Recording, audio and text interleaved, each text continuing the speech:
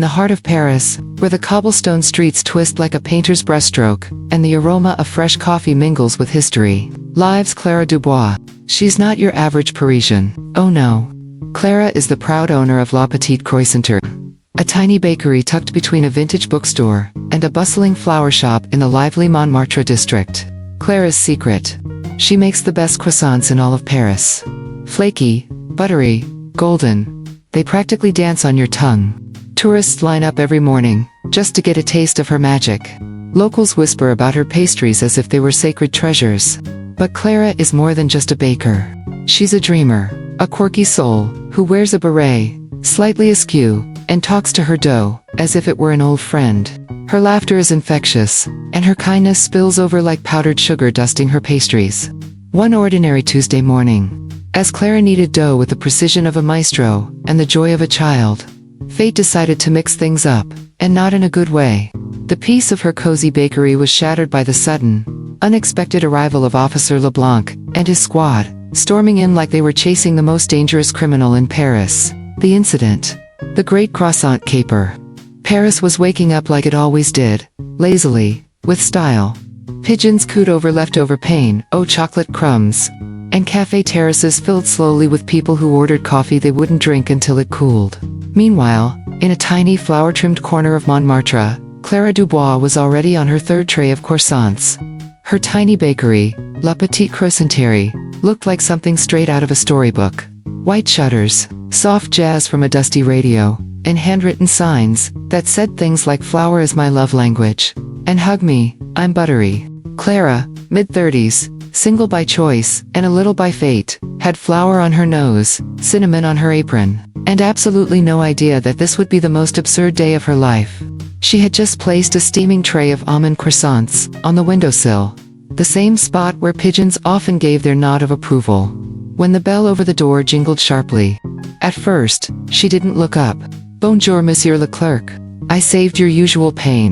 "Oh," she began cheerfully, then paused. 3 uniformed officers stood at the door. One of them was Officer Leblanc, built like a fridge and frowning like someone had stolen his vacation time.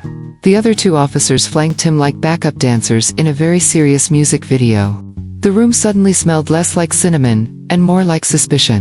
"Madame Clara Dubois," Leblanc barked, stepping forward, boots clomping on her checkerboard floor. Clara, still smiling faintly, wiped her hands on her apron. "Oui, that's me. May I offer you gentlemen a pain au raisin before you go chasing any real criminals?" "No time for pastries," Leblanc snapped. "You are being detained under suspicion of theft." Clara blinked. "Theft? What did I supposedly steal?" "A gluten-free scone."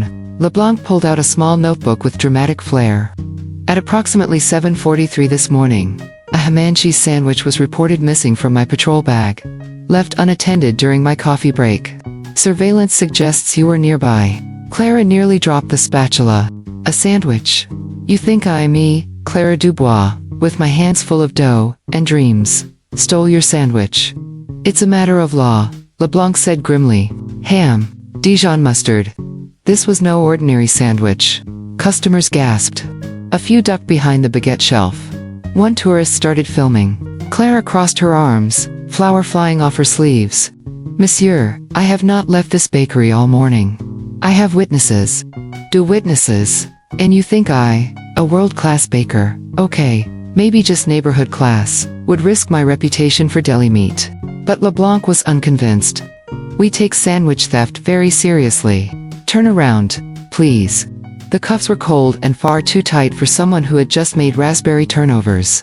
Flour smeared on the metal like powdered sugar on shame. As she was led out the door, Clara shouted dramatically to the crowd, "I am innocent. Let the record show I only steal hearts, never sandwiches."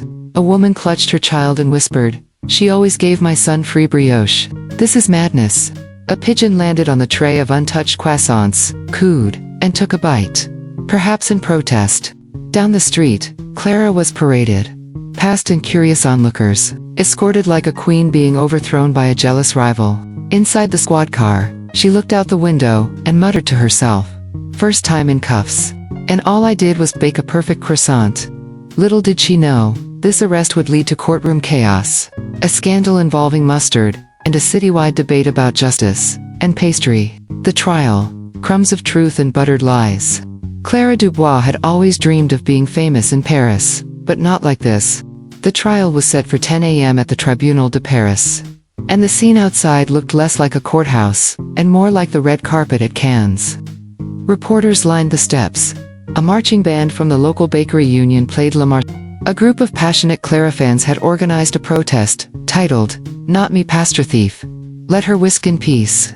Flour to the people." Clara, escorted by 2 reluctant police officers, wore her cleanest apron, and the look of a woman whose bakery was closed on a Monday, not by choice. Inside, the courtroom buzzed with tension. A live sketch artist feverishly drew Clara like she was Joan of Arc. Tourists watched from the gallery, unsure if this was French justice or a one-woman show. At the front sat Judge Bouchard, legendary for Blanc admitted, but she was holding a baguette. A gasp shot through the room. Clara stood.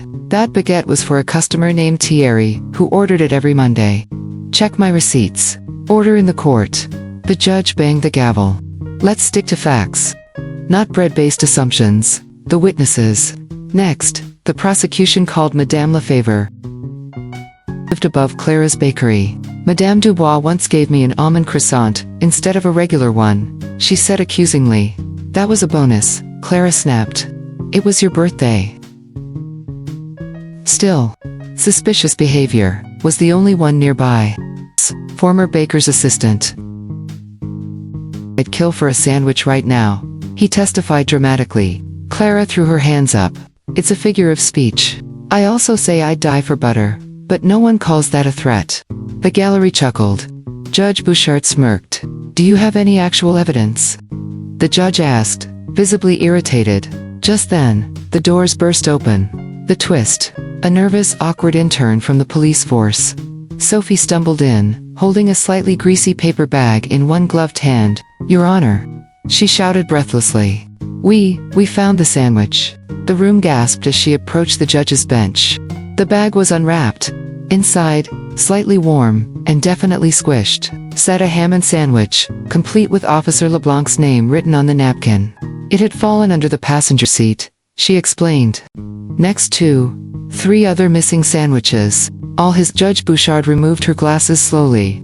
"So you arrested a woman, shut down her business, and dragged us all here. For a sandwich you lost under your own butt." A beat of silence. Officer LeBlanc muttered, "I guess I did."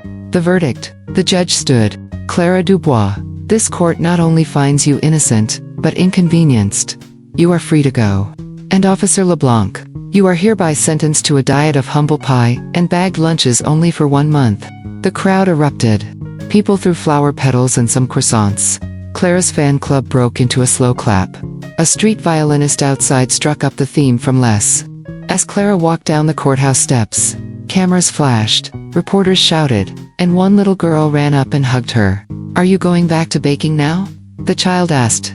Clara smiled, wiped a tear of laughter, and said, "Oui, mon corps," with a misunderstanding. And a man who'd become the punchline of the internet.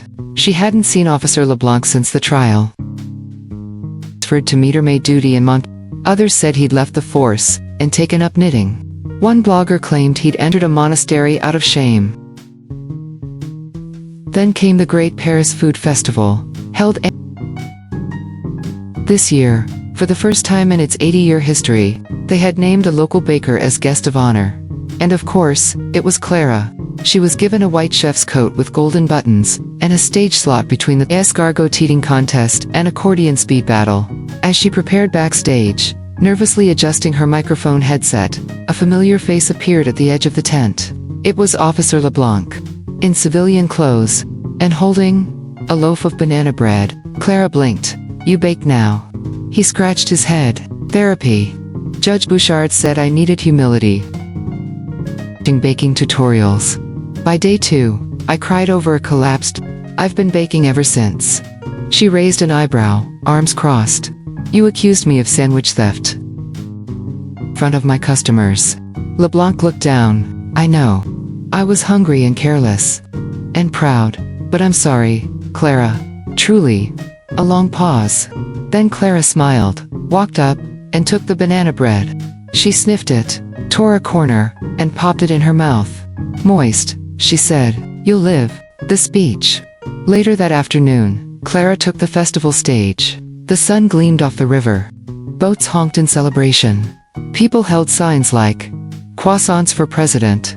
"Baked, not busted." "Love, laugh, laminate."